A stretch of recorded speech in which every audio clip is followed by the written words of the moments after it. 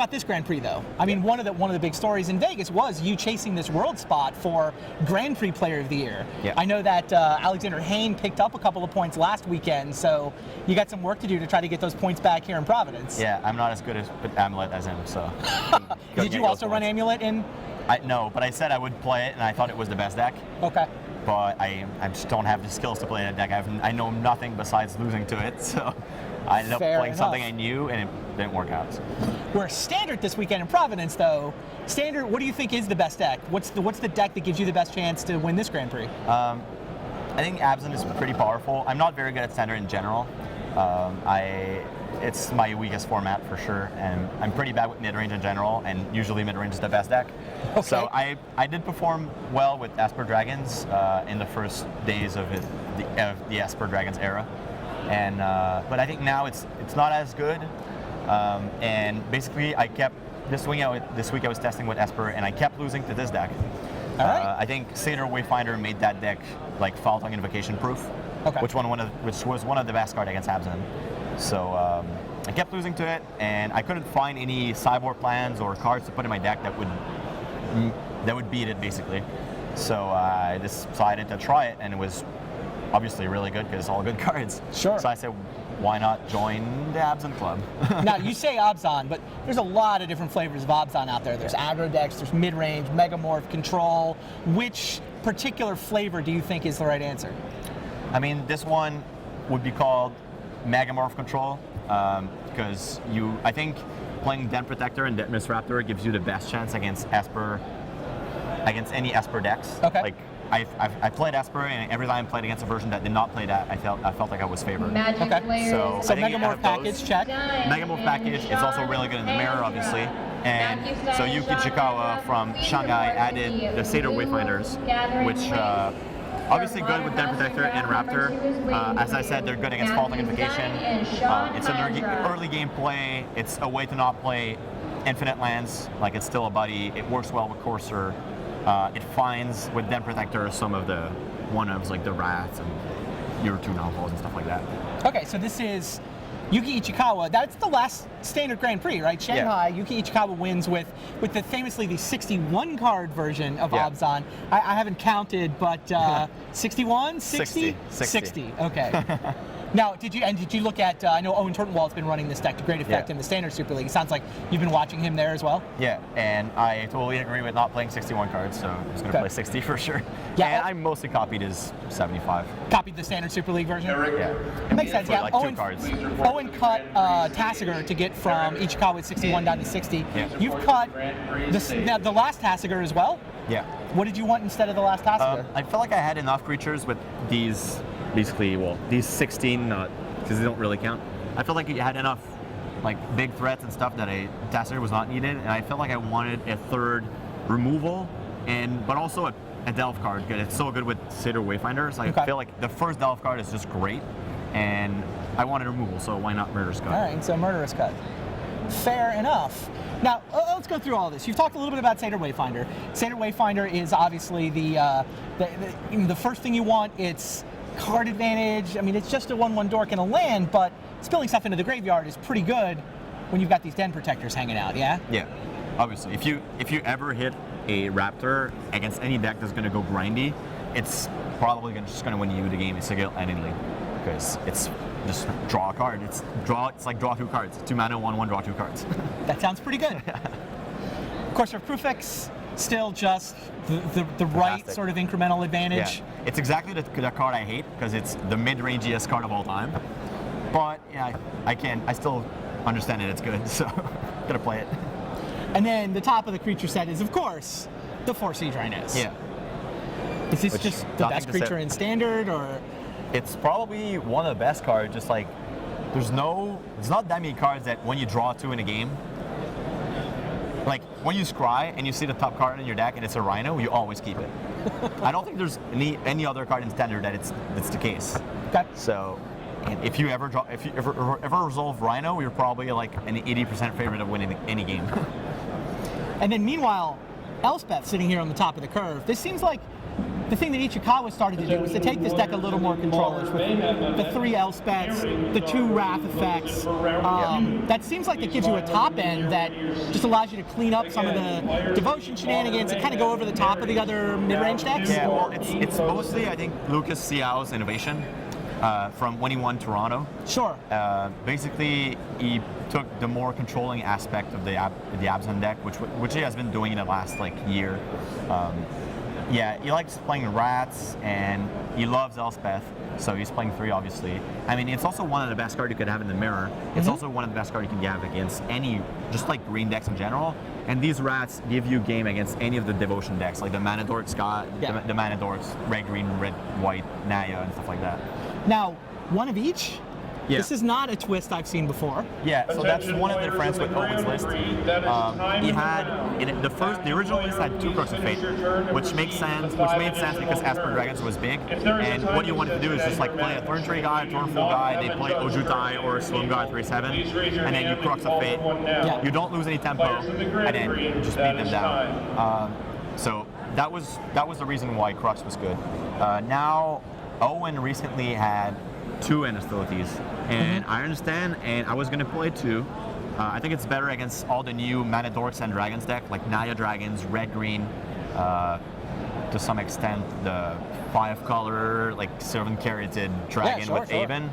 So some of those decks, Hostility is better because you get rid of their Mana Dorks also.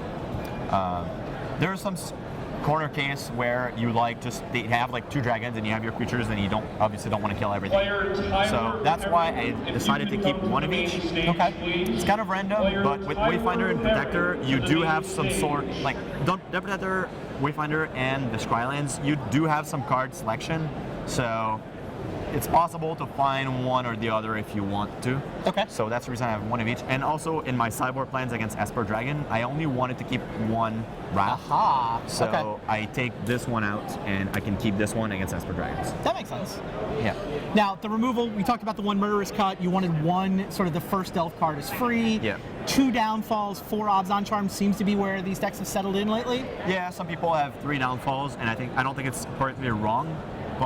And I was going to play it over Cut, but I think just the ability to play a 1-mana Cut on turn 4 or 5 in a deck that only plays cards like all your lands comes into play tapped. Right. Your deck is kind of slow, so if you're able to play 2 spells in the early turns, it's a very big game. So that's why I liked it. Yeah, it definitely feels like the way the deck plays out, you've got all these powerful spells, but getting to the point where you can actually do 2 things in the same turn takes a little while. Yeah. All right, so Abzan Charms. Now, do you worry about Stormbreath Dragons with Abzan Charm as the only 4 removal spell? Yeah, which is one of the reasons why I wanted another removal. If it was Tassiger, it doesn't help me there. Sure. So I think Murderous Cut does a better job than Dawnfall, like killing a Stormbreath or Thunderbreak Regent and stuff like that. But mostly Stormbreath. And obviously, that's why we have the ultimate price in sideboard, which are great against Stormbreath Dragon. And does only 2 downfalls cause you problems against enemy planeswalkers? Yeah, it's one of the other reasons you could play 3. It's good in the mirror to kill Elspeth, and against Ashiok against the blue-black X decks. But I think my reason behind not playing 3 is that we have Den Protector and Wayfinder, so it's easy to find one when you need it. And then use it multiple times. Yeah, you can find the first of the 2 reasonably early, and then the second one that you need, it's probably by turn 6, 8, 10, and where you can get it with Protector easily. Got it. So that's the reason I play 2. Which brings us, of course, to Thoughtseize. Yeah. Seems like it's been stitching together these mid-range attrition strategies ever since it got printed again. Yeah, it's funny because it's one of the cards you almost always board out. I mean, it's the card you board out most often against the decks of Standard, except Esper Dragons. But the reason it's so good is that some of the decks are not as consistent at Abzan. Any Mana Dork decks, they play a bunch of Mana Dorks and a bunch of Iron cards. If you take their Iron cards, they're stuck with Mana Dorks, and if they don't draw action in the first 3 turns or whatever, they don't do anything. So that's why Thoughtseize is so good. Okay. It's also a universal answer, as I like to call it. I could be playing Ultimate Price main deck. I board in Ultimate Price a lot, but there's some decks where Ultimate Price doesn't do anything. That's where I want Thoughteize. Thoughteize is always going to do something. And then after sideboarding, you know which specific answers you actually want? Exactly. And also their deck gets better after sideboard because they board out cards that are bad against you. So they don't have as many like hands where they have some cards that are bad against you and like 1 or 2 cards that are good against you. They Thoughtseize them and it destroy the world. Like you take their good card, they're left with bad cards in their hand. So if they board out all these bad cards, when you Thoughtseize them, they always have a good hand. So it's harder to get like tempo out of Thoughtseize or just like gain. Sometimes you gain the turn with Thoughtseize, but if they have only good cards, sometimes it doesn't do anything really. Got it. Now let's talk about the sideboard. What do you think with the sideboard? So it's pretty stuck, maybe 1 or 2 cards up from what other people would do. Some people play 3 down in Sorrow and 3 Ancient Clerics. I think the main difference that I have, but most people have done this recently, is the 2 Wingmate Rocks, okay. Which sometimes are, actually don't remember what people play over it, but the reason they're there is for the mirror, obviously. It's one of the best cards you could have in the mirror since it doesn't die to Elspeth. It flies over everything and it blocks mostly everything. So Wingmate Rock was the card I wanted in the mirror. It's also fine against some other decks like Mono Red. It's better than Elspeth. It's good against some of their mid-range decks. Also, they don't have removal, so it's easy to get an attacker in there. And obviously 3/4 flyers are great. Nissa's for control.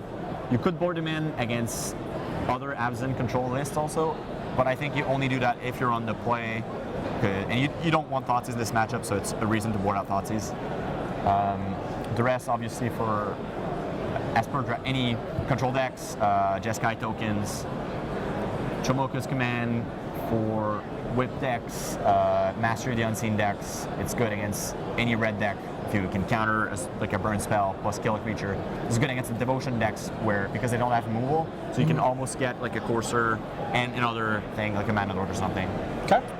Obviously these for Mono Red is the worst matchup. You bring in 12 cards. Wow. Like Abzan Shard's terrible against them. You want to board out some of the Thoughtseize. Rats are too slow. Elspeth's too slow. Got it. So you board out a bunch. You bring in all these cards. It's good against obviously Jeskai tokens, and Ultimate Price is good against mostly against all the green decks that are not Abzan. So red green, green white. It's good against the company decks. It's good against the Mardu Dragons deck. Kills Thunderbreak, Rebel Master, and Stormbreath. Yeah, I think sums it up. No, that makes sense. Look, I mean, Abzan, it seems like it's clearly emerged as one of the best strategies in Standard. Maybe it's the best. I mean, Lucas Xiao in Toronto, Yuki Ichikawa in Shanghai certainly has been having success at the Grand Prix level. Owen Turnwald's been crushing the Standard Super League with it. Seems like a fine weapon you've brought to battle here this weekend. Yeah, it's definitely the most adaptable deck. Like, it's always going to be good. If you want it to be good in the minigame, just have to tune it for the right minigame, but it's obviously always going to be good because all good cards. Fair enough. Well, good luck to you. Thanks for sharing all your insights with us. See you guys later on. We'll have more Grand Prix Providence coverage coming up.